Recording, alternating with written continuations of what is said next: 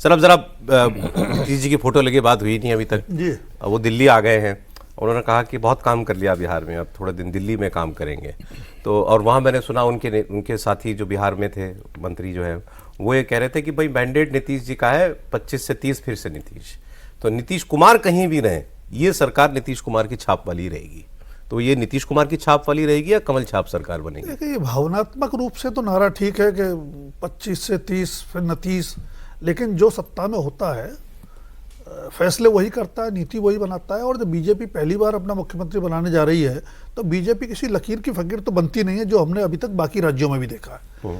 BJP कमल छाप सरकार देगी और ऐसी छाप छोड़ना चाहेगी जो 30 में उसको फिर नीतीश के नाम की जरूरत कम से कम ना पड़े।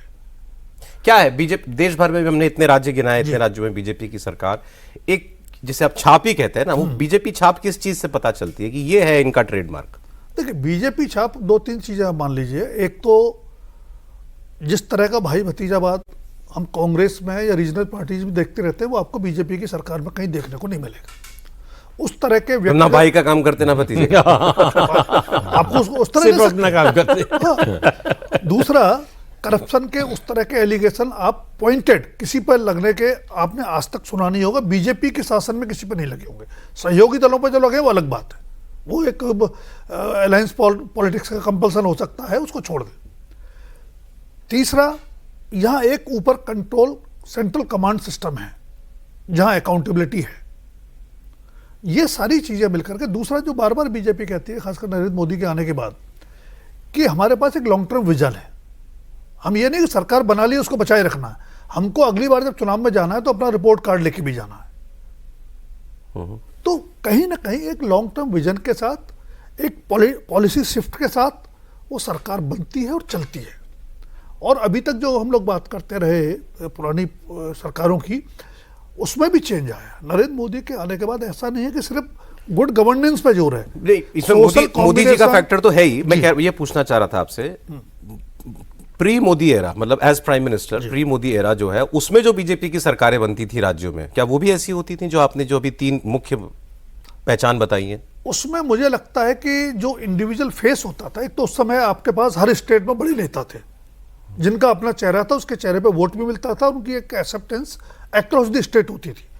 और नाम लेके बात कर लें तो यूपी में कल्याण सिंह होते थे, राजस्थान में भैरव सिंह शेखावत होते थे, हिमाचल में शांता कुमार होते थे। तो वो एक फेस था। लेकिन मोदी जी के आने के बाद क्या हुआ है कि आपने गुड गवर्नेंस के साथ साथ सोशल कॉम्बिनेशन और अपना बेस कैसे एक्सपेंड करना है उस पर भी ध्यान दिया है। तब तक बीजेपी की सरकारें बेशक बनती रहीं और कई जगह अलायंस के सहारे बनी, लेकिन बीजेपी की आइडेंटिटी कुल मिलाकर के अर्बन अपर क्लास पार्टी की मोटे तौर पर बनी रही।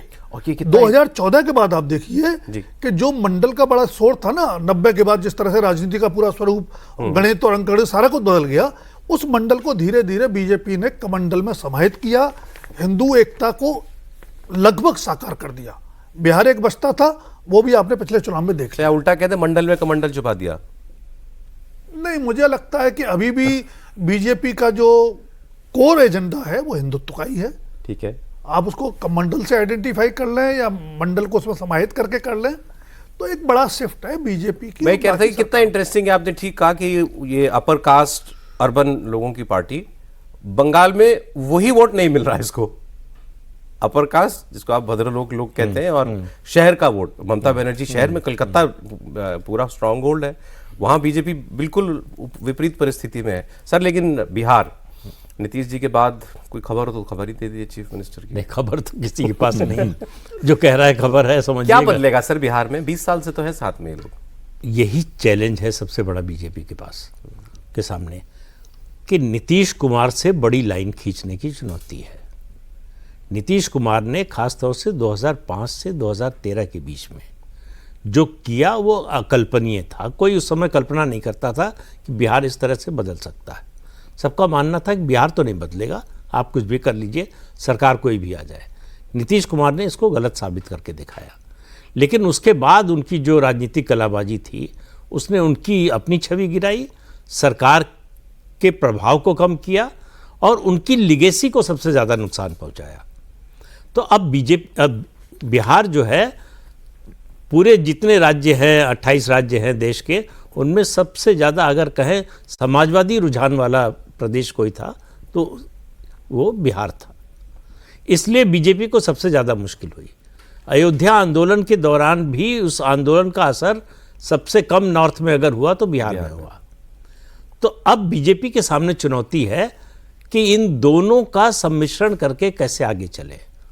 समाजवाद को एक झटके में आप खत्म नहीं कर सकते, हालांकि नीतीश कुमार के जाने के बाद मेरा मानना है कि अब वो धारा खत्म हो गई है।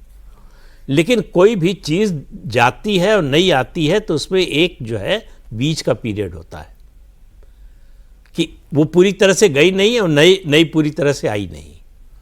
ये चुनौती है बीजेपी के सामने। समाजवाद में भी सर अगर इकोनॉमिक पॉलिसी छोड़ दें तो समाज के लिए ही जो समाजवाद की अवधारणा है उसमें तो कोई खराबी नहीं है। समाजवाद में बहुत सी चीज़ें आ जाती हैं।